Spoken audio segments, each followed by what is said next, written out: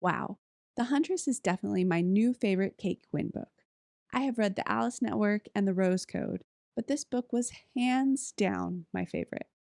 The multiple POVs and timelines kept me engaged, and there was also the hunt and mystery. This was well written and well researched. Thank you, Kate Quinn. So let's dive into the plot, characterization, and the themes of The Huntress.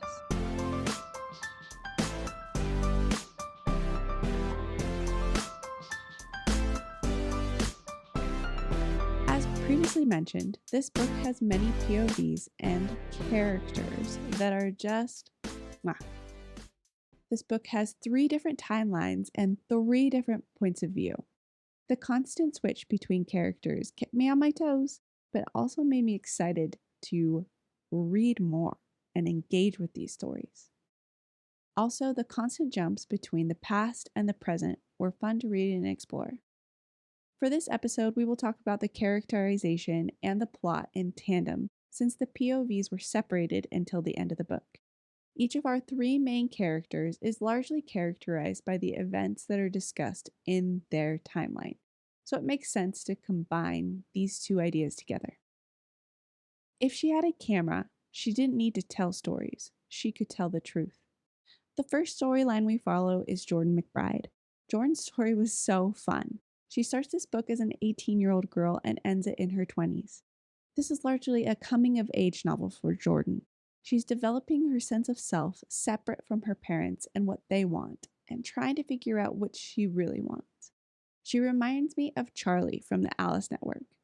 Both of these girls were young, who have lived their lives under the thumb of their parents, and in both of these novels, they're able to break out and explore the world through new eyes. Jordan is a photographer. She sees the world through a lens, both physically and metaphorically. She is gifted at capturing people's natures and understanding who they are through a series of pictures either taken in her mind or in her camera. This was such a fun narrative. Pictures tell stories just as much as words, and I've always been a big fan of photo essays. Jordan starts this book as a girl and ends it as a woman. It's not her rollabout in the hay that makes her a woman. It's her ability to take care of herself and her sister and make her own decisions. By the end of this book, Jordan is aware that she doesn't want a normal life that her father thought was best for her. And again, like Charlie, she follows her heart and her passion instead of what her parents wanted. Interestingly enough, also like Charlie, Jordan finds her way through the help of an older woman mentor. However, unlike Eve and Charlie, Jordan's relationship with her mother, Anna, was a bit more complicated. Jordan was the first to learn that Anna was a Nazi, but then she doubts herself. Anna tells a story of her past that sounds plausible. Jordan has told herself stories before when her mother passed away and believes she's doing the same thing again. Instead of believing in her gut thoughts, she's gaslit into thinking she cannot trust her gut. It is this incident that takes Jordan off her initial path. However, after Dan McBride's passing, Anna put Jordan back on the right path. The relationship between Anna and Jordan was an interesting one. It's clear that even though Anna's primary objective was staying alive, she still developed parental feelings for Jordan. Anna cared about Jordan and was good at judging her character. She could see what Jordan truly wanted and tried her best to make that happen. It must have been difficult for Jordan to discover that the woman she'd come to rely on had betrayed her so deeply. Anna and Jordan were very similar. Both women were great at observing people's characters and getting to the bottom of things. It's just that Anna used her power for evil, while Jordan uses her power for good. Jordan's storyline comes to a climax when she learns that the person she thought was her stepmother was actually a Nazi, and she goes to save her sister from the woman who actually kidnapped her instead of saving her. Jordan learns that her gut instinct was actually true, and she starts to follow it. The next storyline is that of Ian Graham. Graham's story was the story I found myself gravitating towards because his storyline was the moving plot. Nita and Jordan were great characters, and their stories were also moving to the climax. However, Ian's story was the one driving us towards Anna. It was driving to put everyone together. Ian Graham is your typical Englishman. He's reserved, practical, emotionally distant, and stubborn. Ian has his set of values that guide his work, and he sticks to them. I honestly love that about him. It is difficult to be the rule keeper in a group of people who are always wanting to break the rules. Ian is driven to Nazi hunting when he finds Nina in Poland and learned that his brother was killed by a Nazi named the Huntress. From that moment on, he dedicated himself to catching Nazis. At the beginning of this novel, he has found 3 Nazis in 1 year, which doesn't sound like a lot. And he and Tony are working together to bring these men and women to justice. This is not a high-paying job or even a job full of glory, but it seems to give both of these men purpose. During this story, Nina, Tony, and Ian work together to find the Huntress. They come up against many walls, but together they overcome all the obstacles that are thrown in their way. Nina challenges Ian to come out of his shell and break the rules. Their relationship was definitely one of my favorites from this book, maybe even this year. She was born of lake water and madness. The last storyline is of young Nina. Nina's story was the most inspirational story of the book.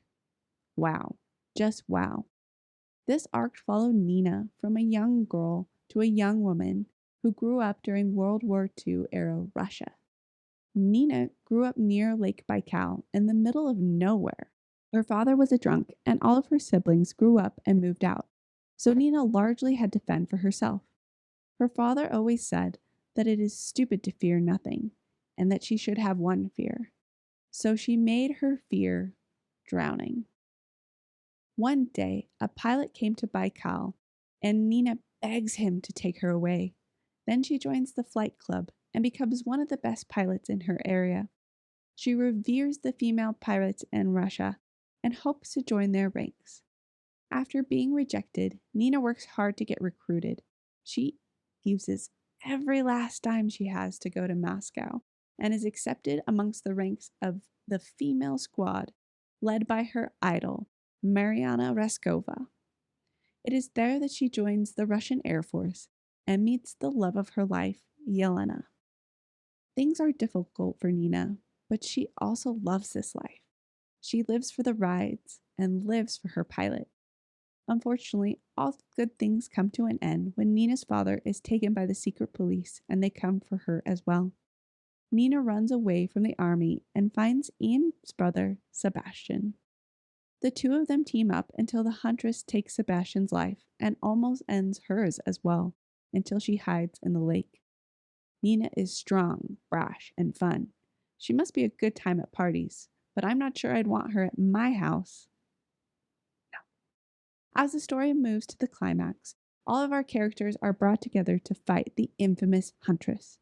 Jordan comes looking for Tony to give him something when she stumbles in their apartment to find all the information about Anna. She writes Ian and Tony a note, telling her that she's gone to save Ruth from Anna. When she comes back, it's clear that Anna has found out Jordan is onto her. They have a confrontation in the dark room, and then Anna gets the best of Jordan and runs. I honestly thought that might be where the book ended. However, I'm so happy we got the ending we did. Nina flies the 4 of them to the lake house, and the 4 of them confront Anna one last time. Each of them gets to say their piece before the most epic moment of this book happens. Nina appears out of the lake and almost kills Anna, but then decides better, and Ian sends Anna back to Austria instead. In the resolution of the novel, everyone has found happiness. Nia and Ian decide to stay together, at least for a year. Also, Tony goes back to Jordan and agrees to help her take care of Ruth. It's a happy ending for all of them as they go find their new family. Of course, my favorite moment is when we get to see Eve again. At the end of the Alice Network, it is said that Eve went to go hunting. Now, Nazi hunting made so much more sense than actual hunting. I could see Eve and Nina becoming fast friends. All in all, this book was excellently done. Quinn moves seamlessly between three timelines and intermixes them all in a way that was brilliant. I was impressed by the research that must have gone into this book and the quality of the characters. So let's take a deeper look into the topics that are covered in this book. The thing that ties all three of these stories together is the idea of the Huntress, or the lake witch known as the Rusalka. As I was listening to an interview with Kate Quinn, she talked about weaving these three stories together, and she also said she made up Lake Selkie in Boston, and that lake, there might be a lake, but it's not called Lake Selkie. However, I do love this underlying idea of the lake witch. She even named the huntress Lorelei after the origin of the lake witch story in Germany. The fact that Anna was afraid of the lake witch, even though she was named after one, was a bit of irony. It also ties back to the group of women called the Night Witches. Quinn talks about how the Night Witches were real and how Nina was a compilation of all of them. Nina herself didn't exist, but a number of women like her did. Witches have always been feared by people because they are women who are unafraid to make change. The women in these stories were unafraid to live lives that were contrary to the status quo. They lived their lives how they wanted to and didn't let anyone else tell them how they were supposed to live. So in that way, they were all witches, especially Nina. Nina grew up believing that she was a water witch because of the stories her father would tell her. However, when her father tried to drown her, she said that she even feared the water, even though it should have been her greatest power.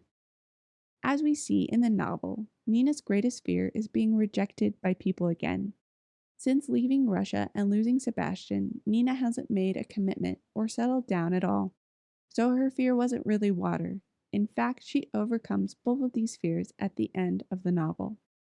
And that leads us perfectly into the next theme, which is love. There were many romantic subplots in this book.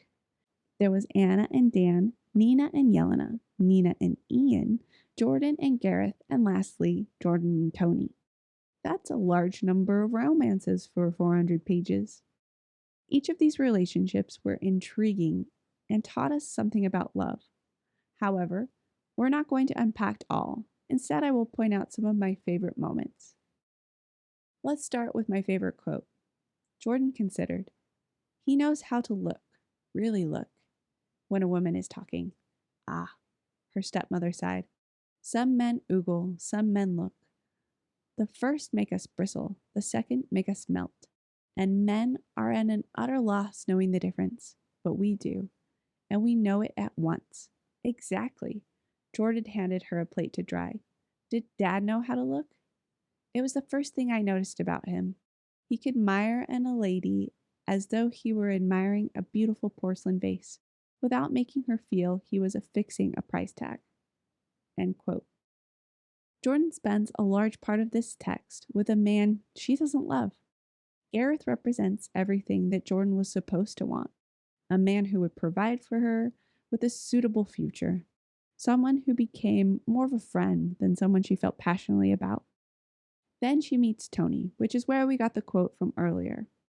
Tony knows how to listen and understand. He's caring and observant.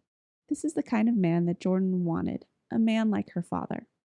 Although Anna may have taken advantage of Dan McBride's kindness, he was truly a good man. He looked past people's flaws and was willing to accept them. That was the kind of person that Tony was, and Jordan knew deep down the person she wanted as well. The next connection was between Yelena and Nina. Here's a quote about Nina's love. So maybe falling for Yelena wasn't hard to understand after all. She was fine and fierce, keen and courageous, the best flyer in her regiment. With a roll call of qualities like that, Nina would have lost her head over Yelena, whether she was a woman or a man or a plant. To Nina, it was exactly that simple and not worthy of any further thought. Yelena never really accepted Nina's love. She felt that what they were doing was wrong and unnatural. However, for Nina, her love was natural as loving anything. Nina loves with her heart and not with her head, which is a beautiful trait. However, it's clear that Yelena wouldn't have made Nina happy long term. Nina didn't want to be a mother who sits at home and takes care of children. She lived for her life at war and thrived on the hunt. Yelena didn't want that. She wanted a nice, calm life in the city. That is why I love Nina and Ian together. Nina and Ian were my favorite partnership in this whole novel. Nina pushed Ian to face his fears, and Ian taught Nina restraint. A good partner brings out our best qualities. Nina reminded Ian what it was like to be uninhibited and to chase something with his full force. And Ian reminded Nina that there's something worth living for. The two of them both loved the hunt. They had similar goals, and they were okay with living a different lifestyle. I honestly love the two of them together. Here's a quote that shows their relationship. "I'm only saying that I will find you mad wolves to hunt," Ian told his wife, "and that I will never break your heart." If part of that heart was always out of reach, that seemed entirely fair to Ian. You did not get a whole heart when you pinned yours to a splendid, battered, high-flying hawk like a night witch. Nina's soul would always, in some deep place, yearn to be soaring under a bomber's moon with her dark-eyed Moscow rose, and that was fine. End quote. The relationships in this book teach us the importance of true partnership and that love is about more than just what is on the surface. Which leads perfectly to our next idea, which is that of appearances. Anna and Jordan are masters of stories and appearances. However, as we know, Jordan uses her power for good, while Anna uses her power to take advantage of others. Both of them could look past what a person was on the outside and capture who was on the inside. Here's a quote from Jordan. "If she had a camera, she didn't tell stories. She could tell the truth." One idea I thought this book did a great job at addressing was the ability for people to hide and flee the war and their war crimes. After World War II, the United States was thrown headfirst into the Cold War, and it feels like people quickly forgot about the crimes of the Nazis. It's easier to ignore their crimes and move forward with the new enemy than to think back to the atrocities of the past. However, this book reminds us the importance of looking at history and remembering all of the atrocities so that we can build a stronger future. Let's look at how this book addresses that with this quote. "The dead lie beyond any struggle, so we, the living, struggle for them. We must remember, because there are other wheels that turn besides the wheel of justice. Time is a wheel, vast and indifferent, and when time rolls on and men forget, we risk the circling back. We slouch yawning to a new horizon and find ourselves gazing at the old hatred seeded and watered by forgetful and flowering into new wars, new massacres." These are powerful words that focus on the importance of seeking out truth so we don't have to repeat this awful thing again. Here's a quote about this. "She's at least one thing that's right, going forward. Building a generation is like building a wall, one good, well-made brick at a time. One good, well-made child at a time. Enough good bricks, and you have a good wall. Enough good children, and you have a good generation that won't start a world-enveloping war." So many historical pieces focus on this idea. The idea that we cannot repeat the things that have happened in the past, and we must do the best to teach the next generation how to move forward, to make them better so that we can avoid the pitfalls of the past and not let history repeat itself. Overall, this is one of the best novels I have read this year.